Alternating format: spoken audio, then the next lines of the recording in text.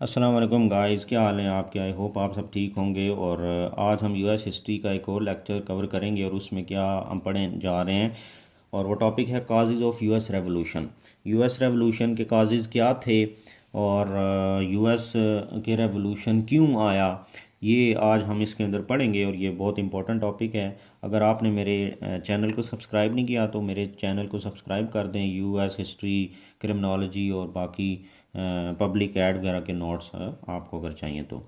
अच्छा, आज हम देखेंगे what were the causes of US revolution. अगर ये सवाल पेपर में आ जाता है तो आपने डायरेक्टली यही चीज़ें लिखनी हैं और 70% इस लेक्चर को जो मैं आज एक्सप्लेन करूँगा वेटेज देनी है और 30% अदर आने वाले लेक्चर्स के अंदर पॉइंट्स में बताऊंगा जो आपने इसमें ऐड करके ये क्वेश्चन कंप्लीट करना है। और अगर इस तरीके से सवाल आ जाता है mercantilism was the only reason, तो फिर आपने 100% यही चीज़ें लिखनी है जो इस लेक्चर में होंगी, इसके अलावा और नहीं लिखना और इसी को सारी वेटेज देनी है। अच्छा, उसके बाद हम समझ लेते हैं कि मर्केंटिलिज्म क्या होती है। मर्केंटिलिज्म बेसिकली इकोनॉमिक वर्जन होता है रियलिज्म का। रियलिज्म क्या है? रियलिज्म कहते हैं कि जब एक कंट्री जो है वो अपने नेशनल इंटरेस्ट को प्रोटेक्ट करने के लिए अपनी मिलिट्री पावर को बढ़ाता है तो हम उसको क्या कहते हैं? रियलिज्म। कि वो पावर और डंडे की ज़ोर पे अपने नेशनल इंटरेस्ट को प्रोटेक्ट करता है। तो यहाँ पर क्या है कि यहाँ पर अपने इकोनॉमिक इंटरेस्ट को प्रोटेक्ट किया जाता है पावर को यूज़ करते हुए। फॉर एग्जांपल जैसे प्रॉफिटेबल ट्रेडिंग है तो कंट्री क्या करता है? अपने ट्रेड को प्रॉफिटेबल बनाने के लिए काम करता है, दूसरे को चाहे नुकसान ही हो जाए, दूसरे की परवाह नहीं करता, सिर्फ अपने इंटरेस्ट को प्रोटेक्ट करता है और उसके लिए सारे काम करता है। तो प्रॉफिटेबल ट्रेडिंग बेसिकली जब एक कंट्री करता है दूसरे के नुकसान का फ़ायदा या फ़ायदा नुकसान या फ़ायदे का सोचे बगैर, तो दैट इज़ मर्केंटलिज्म। अच्छा, अब मर्केंटलिज्म एक वजह बनी यूएस के रेवोल्यूशन की और इस लेक्चर के अंदर हम इस सारे को एक्सप्लेन करने जा रहे हैं। प्रीवियस लेक्चर के अंदर मैंने आपको अमेरिकन कॉलोनियलिज्म के ऊपर मैंने आपको रीजंस बताई थी कि किस तरीके से लोग किन वजूहात की बेस पर यूरोप को छोड़ के अमेरिका में गए और जब वो लोग वहाँ पर पहुँच गए तो वहाँ पर सेटल हुए और सेटल होने के बाद वहाँ पर 13 कॉलोनीज़ बन गई। तो 13 कॉलोनीज़ जो थी, 13 कॉलोनीज़ का एमसीक्यूज़ भी पेपर में पूछ लिया जाता है कि कितनी कॉलोनीज़ थी, तो वो 13 थी, ये आपने याद रखना है। तो अब यहाँ क्या हुआ कि उन 13 कॉलोनीज़ में जो ब्रिटेन की कॉलोनीज़ थी वो ज़्यादा थी। तो ब्रिटेन का कंट्रोल या इन्फ्लुएंस वहाँ पर ज़्यादा हो गया। बट क्या हुआ कि ब्रिटेन ने कंट्रोल होने के बावजूद वहाँ पर कोई लेजिस्लेटिव बॉडी इस्टेब्लिश नहीं की जो वहाँ के लिए कानून साजी करे, बल्कि अपने ही पार्लियामेंट के अंदर वो एक्ट्स पास करते या लेजिस्लेशन करते, इनेक्टमेंट करते और उसको फिर इम्पोज करते थे कहाँ पर? उन कॉलोनीज़ के अंदर जो अमेरिका में थी। तो आज हम उन सब एक्ट्स को पढ़ेंगे जो उन्होंने पास किए और वो एक्ट्स किस तरीके से वजूहात बने अमेरिकन रेवोल्यूशन की। तो सबसे पहला एक्ट जो है वो 1651 के अंदर उन्होंने पास किया और वो इम्पोज़ किया। और नेविगेशन एक्ट क्या था कि फॉर एग्जांपल यहाँ पर यूके है और ये इधर कॉलोनीज़ हैं। तो यूके से उन्होंने कहा कि कोई भी चीज़ अगर एक्सपोर्ट होगी, यूके नहीं सॉरी, यूरोप से अगर कोई भी चीज़ एक्सपोर्ट होगी कॉलोनीज़ के अंदर तो वो सिर्फ यूके के शिप से ही आप कर पाएंगे, इसके अलावा आप नहीं कर सकते। ठीक है। फॉर एग्जांपल सिर्फ यूके तो नहीं वहाँ पर एक्सपोर्ट कर रहा था ना, वहाँ पर फ्रांस हो गया, वहाँ पर स्पेन हो गया, इटली हो गया और जो कंट्रीज़ हैं वो अगर कोई चीज़ एक्सपोर्ट करते अपनी इंडस्ट्रियल प्रोडक्ट्स कॉलोनीज़ के अंदर तो यूके ने कहा कि आप सिर्फ हमारे शिप से ही कर सकते हैं, आप अपने शिप्स के ज़रिए वो चीज़ें नहीं भेज सकते। तो इससे क्या हुआ, यूके जब भेजेगा तो जितनी भी वहाँ से इनकम जनरेट होगी वो सिर्फ यूके को मिलेगी। कॉलोनीज़ को अगर बाकी कंट्रीज़ एक्सपोर्ट करते अपने जहाज़ों के ज़रिए तो हो सकता था उनको जो ट्रांसपोर्ट का पैसे थे वो कम अप्लाई करते। तो इस तरीके से यूके को फ़ायदा हुआ, कॉलोनीज़ को चीज़ें महंगी मिली और उनको नुकसान हुआ। तो ये पहला चीज़ थी जिसके अंदर उन्होंने मर्केंटिलिज्म को प्रमोट किया। नंबर 2, इनूमरेटेड एक्ट 1660 के अंदर ये एक्ट इम्पोज किया गया और इसमें इन चीज़ों को इनलिस्ट कर दिया। For example sugar, cotton, tobacco, dyes etcetera. और उन्होंने कहा कि ये चीज़ें जो है ना वो सिर्फ आप यूके को एक्सपोर्ट करेंगे। कॉलोनीज़ के ऊपर ये कंडीशन इम्पोज कर दी कि ये चीज़ें जो आप प्रोड्यूस कर रहे हैं ये चीज़ें आप सिर्फ यूके को ही एक्सपोर्ट या सेल कर सकते हैं, इसके अलावा यूरोपियन किसी और कंट्री को आप ये एक्सपोर्ट नहीं करेंगे। इसमें अब यूके का क्या फ़ायदा था कि ये चीज़ें वो इनसे ले लेगा कंट्री सॉरी कॉलोनी से, और वो फिर खुद बाकी यूरोपियन कंट्रीज़ को महंगे दामों बेचेगा इनसे सस्ती लेकर। तो इस तरीके से कॉलोनीज़ को तो नुकसान हुआ, लेकिन जो ब्रिटेन था उसको डायरेक्टली फ़ायदा हुआ।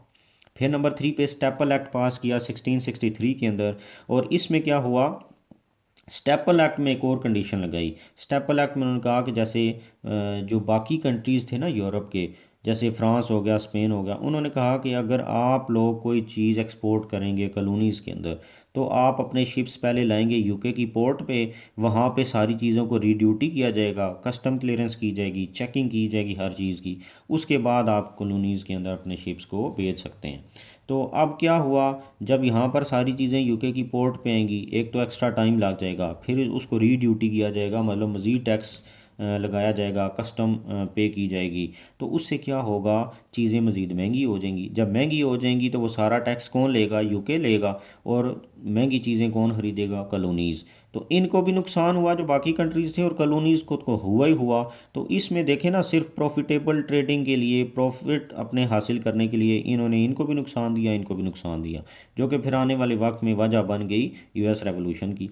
इसी तरीके से एक और एक्ट उन्होंने पास किया 1773 के अंदर, जिसको ड्यूटी एक्ट कहा जाता है। अब ड्यूटी एक्ट क्या था कि जब स्टेपल एक्ट लगाया ना, तो मज़ीद कस्टम अप्लाई कर दिया, रीड्यूटी करते थे चीज़ों को, तो स्मगलिंग शुरू हो गई। वो यूके की पोर्ट के आने के बजाय डायरेक्ट कॉलोनीज चले जाते और स्मगलिंग शुरू हो गई। तो इस स्मगलिंग को रोकने के लिए इन्होंने एक इंपीरियल कस्टम फोर्स बनाई, जो कि स्मगलिंग को रोकना उनका काम था। और ये एक्ट इसलिए पास किया कि इनको पावर दे दी जो इन सारी चीज़ों को जो है वो चेक करते थे। फिर इन्फोर्समेंट एक्ट 1696 के अंदर इन्होंने पास किया, जिसके तहत क्या किया कि जब प्रीवियस जितने भी एक्ट लगाए थे ये सारे, इनको एक तो रीइंफोर्स करना था कि कहीं पर अगर कोई कंसेशन मिल रही है तो वो ख़त्म हो जाए, तो उस कंसेशन को ख़त्म करने के लिए। और दूसरा, कॉलोनीज़ के जो शिप्स थे जो इधर से इधर और इधर से इधर आते जाते थे चीज़ें इंपोर्ट एक्सपोर्ट के लिए, उन सारों को रजिस्टर किया ताकि स्मगलिंग मज़ीद ख़त्म की जा सके। अच्छा, उसके बाद नेक्स्ट क्या है कि इन्होंने मोलेसिस एक्ट पास किया। हुआ ये कि आपको मैंने पहले भी बताया कि सिर्फ वहाँ पर ब्रिटेन की कॉलोनीज़ तो नहीं थी, फ्रांस की थी, स्पेन की थी। तो ब्रिटेन की जो कॉलोनीज़ थी उन्होंने क्या किया, मोलेसिस इंपोर्ट किया फ्रेंच इंडियन कॉलोनीज़ से।